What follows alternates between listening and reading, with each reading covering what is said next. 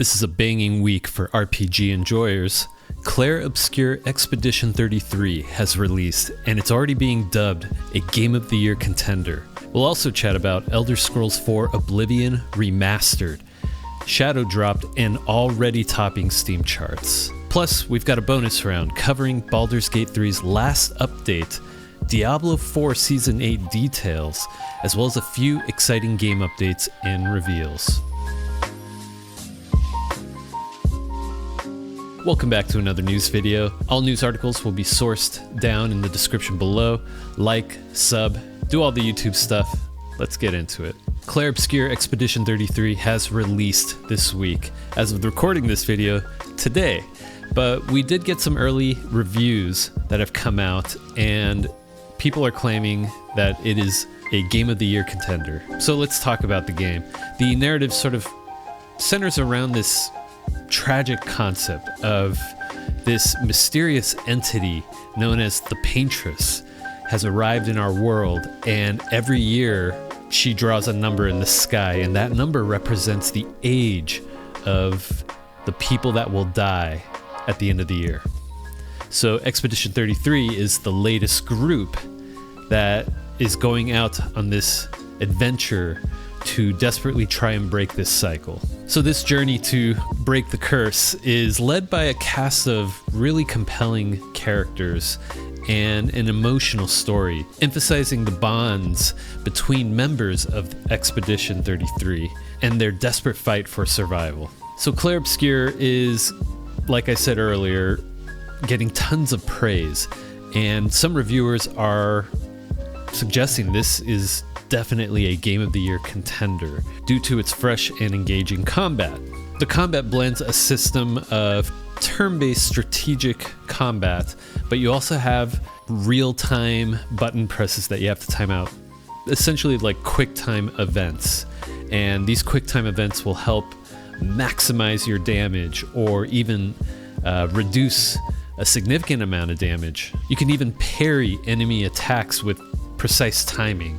That sounds really cool to me. And character positioning is going to play a big role in winning combat scenarios. The combat isn't just about time button presses and having an optimized group rotation, but it's also about understanding enemy attack patterns and utilizing each character's unique abilities in an effective manner. There is a bit of a learning curve from what I've been reading, but it's rewarding for players who take the time to learn all these things and succeed in this adventure. So the game is built in Unreal Engine 5, and it is a beautifully stunning game to experience.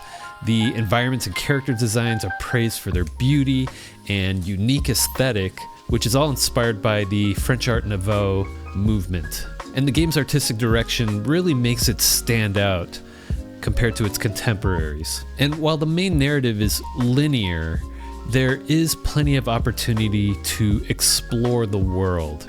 There is a giant world map, and for those who take the time to explore, you will be rewarded. When it comes to these rewards, we're talking about like hidden areas with secrets, optional side quests, and exploration into the game's narrative and lore. And yeah, the game is definitely inspired by some other really big games in the genre, such as Final Fantasy, Persona, and one reviewer even suggested like Paper Mario in certain visual stylings and interactive moments. And of course, game journos, they love using Soulsborne Sekiro cross references for every game. To keep things in the RPG realm, I'd maybe reference Mario RPG, but I haven't played Clair Obscur yet, so I'll have to see for myself. So there you have it. Early reviews consistently praise the game's design choices to take risks with its combat mechanics and its ability to deliver a story with deep emotional impact. It's being praised for its originality and its ability to leave a lasting impression. Clair Obscur Expedition 33 is available on Xbox Series X and S, PlayStation 5, Steam, as well as the Epic Games Store. It's nice to see a new game IP do well, especially when you have a new game studio behind it. Sandfall Interactive was founded in France back in 2020, and Clair Obscur Expedition 33 is their debut title. I'm looking forward to their future releases and even future updates for this specific title. But yeah, I need to get my hands on this game. I think I might actually purchase it after working on this video. Are you playing this right now? And how's your experience been? Let me know in the comments down below that like button. Okay, I have to admit, as an old gamer, this is a dream come true. Elder Scrolls 4 Oblivion Remastered was shadow dropped April 22nd, which was a couple days ago from the recording of this video. And it is available across all platforms, PlayStation 5, Xbox Series X and S, as well as PC via Steam and the Xbox app for Windows PC. It's also available on Xbox Game Pass Ultimate, making it immediately accessible for a wide audience. And wow, a bunch of us are so hyped for this. The leaks and the rumors were all true, and it has happened. The game has been rebuilt in Unreal Engine 5, and it's showing off just amazingly enhanced graphics. You've got high-resolution textures, dynamic lighting, high-resolution environments. All the art assets have been reworked in the game, and more detailed and expressive character models. It targets a smooth 4K experience at 60 frames per second. On PC, depending on your build, that might vary. The gameplay has also been updated, and it includes improved combat animations. You have hit reactions. It should feel a little more fluid and natural.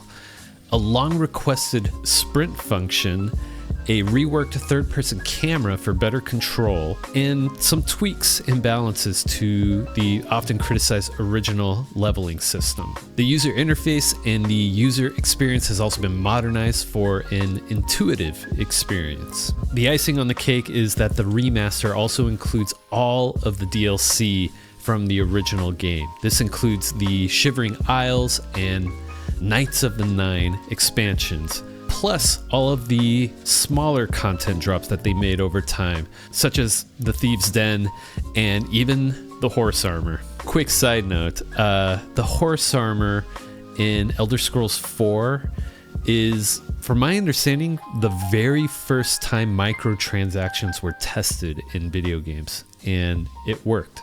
There's also a deluxe edition, which includes 2 unique quest lines that will reward you with exclusive armor and weapon sets.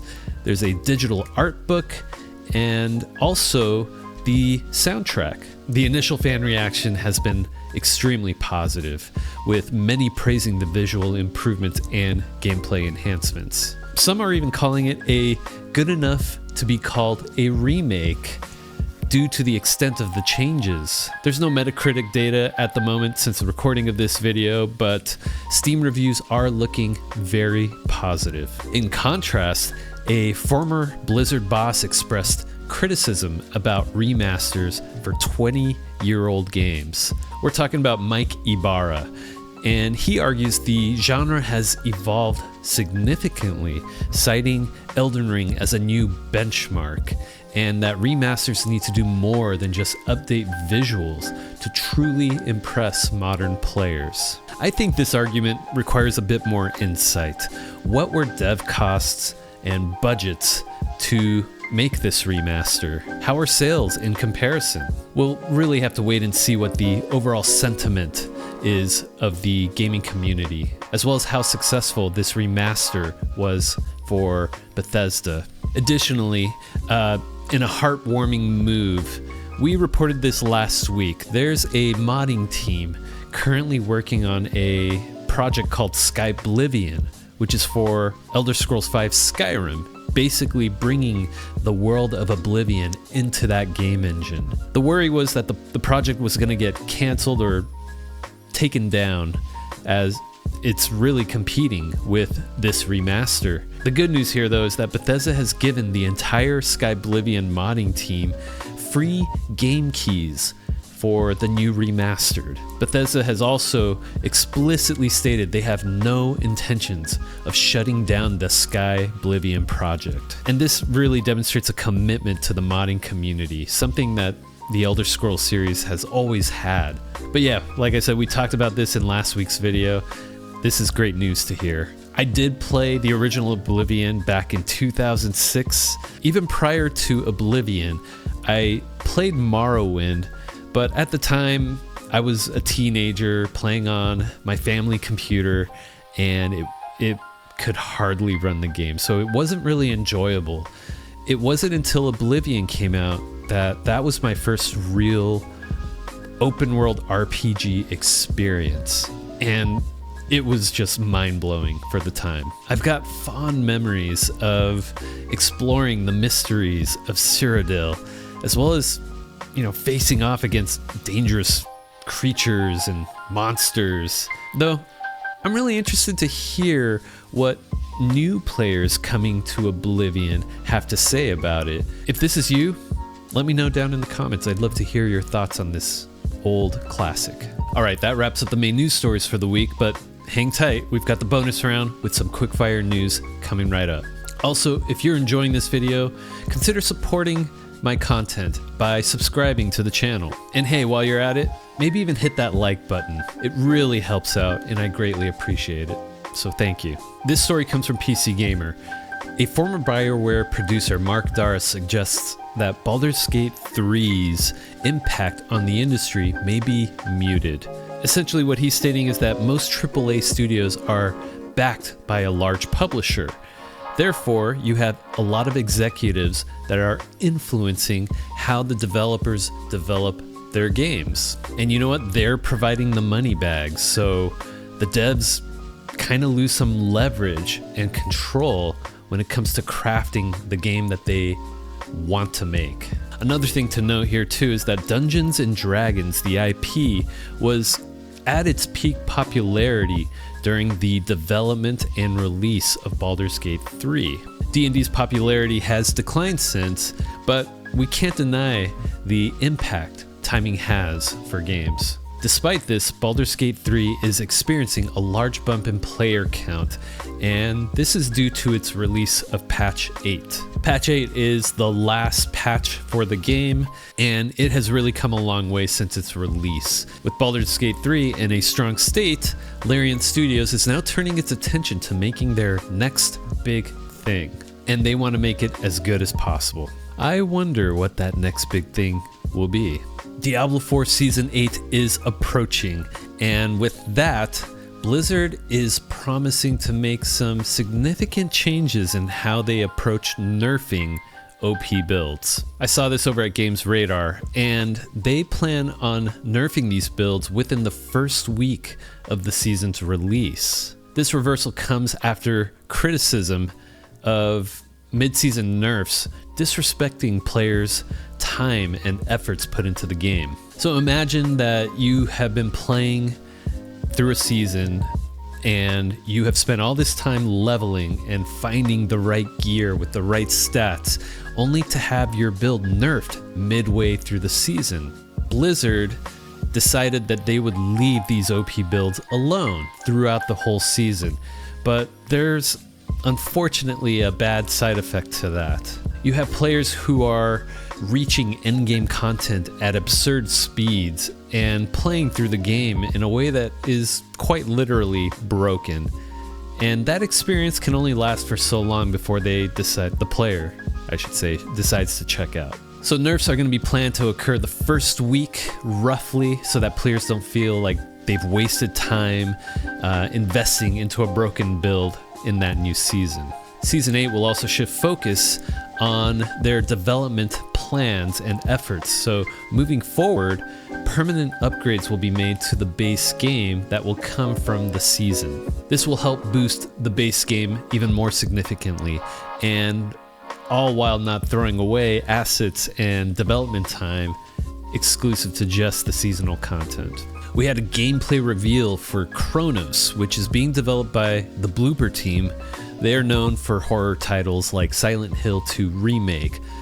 They showed off Cronos: The New Dawn, which is a sci-fi survival horror set in a twisted 1980s Poland and a post-apocalyptic future. That's a mouthful. A core gameplay element involves enemies merging into stronger, more terrifying forms if their corpses are not burned and destroyed. Hence the fitting marketing tagline, "Don't let them merge." Players are travelers. They are sent back in time to extract key people before an apocalypse happens. The gameplay features both melee and ranged combat, including firearms and a flamethrower. You can expect some gruesome body horror. Expect mutated humanoids with writhing tentacles and bulbous growths coming out of them. This is right up my alley. Explore brutalistic architecture warped by time anomalies. The semi-open world features puzzles and interconnected zones to explore. Almost sounds like a Metroidvania of sorts. Cronos is set to release in 2025 on PC, PlayStation 5, and Xbox Series X and S. I've wish-listed this on Steam. How about you? All right, here's the next one. A new game titled Covenant was revealed roughly 4 months ago, and this game is blending the intense difficulty and progression of Souls-like games with first-person shooter combat. We got a new trailer showcasing fast-paced gunfights along with brutal melee combat, featuring pairing mechanics that really do remind me of a Souls-like game. To top it off, the game is set in a dark and gothic world filled with grotesque creatures and eerie environments. Expect difficult encounters and demanding boss fights. Again, a hallmark of the Souls-like genre. The trailer also teases at a mysterious narrative and lore, inviting players to uncover the secrets of its world. Ooh, Souls-like narrative vibes. How many times can I reference Souls-likes in this video? Anyhow, the game is being developed by Legion Studio. They are a small team of devs who have worked on games ranging from Doom, Call of Duty, and Apex Legends. Currently, Covenant doesn't have a release date, but it is listed as coming soon on Steam. I've already wishlisted this. I can't wait to see more in the future. And for this last news story, I want to talk about an amazing feat that happened within the OG Doom community. A dedicated Doom player known as Coincident has finally conquered Okuplok's Slaughter map, which is an extremely difficult custom map for Doom 2. The map is known for its immense scale and overwhelming number of enemies, which tallies up to 23,211 demons. Coincident spent 12 years attempting to beat this map, showcasing incredible perseverance. So Okuplok's Slaughter map is a quote-unquote slaughter map, which is a type of custom Doom level specifically designed with extremely high enemy counts and challenging setups. So on April 20th, Coincident achieved the first ever ultra-violence max single segment run. This means that they completed the map on ultra violence in one single playthrough, uninterrupted with no save states or deaths. And like I said, the map has over 23,000 enemies, and the map has like extremely difficult setups. Imagine being in a small room with a spider mastermind and a bunch of barons of hell that you have to circle strafe with no cover at all, except for maybe one or two small little corners that you can just squeeze into to maybe avoid a fireball or something. Anyhow, congratulations, Coincident. I admire your perseverance and grit to achieve the impossible. You are truly a legend amongst the Doom community. And that's a wrap for this week's news. Any thoughts, questions, or maybe you'd like to add to the discussion on any of these news stories? feel free to leave a comment down below. I'd love to hear your thoughts. If you enjoyed this video, hit that like button, share it with your friends, and make sure to subscribe for more great gaming content. And if you're looking for more, check out this recommended video right here. Thanks for watching. I'll catch you in the next one.